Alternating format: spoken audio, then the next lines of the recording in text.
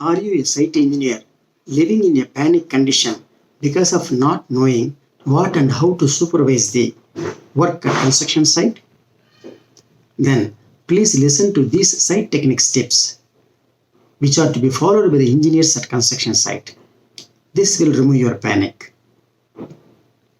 Probability of occurrence of quality deficiency. Most important fact to be noted is that the following probable problems and the quality deficiency in construction works that may happen in case of non-carrying out of the site techniques. Tip number 1. The cement concrete mix proportion may not be correct or uniform, resulting in less strength.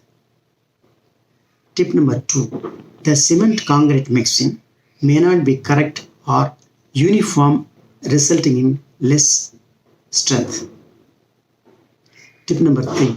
The cement concrete laid as bed may have cracks, have variant thickness, have undulations, not be in alignment, not be with smooth finish, ugly at edges. Thanks for watching. We'll meet in the next video.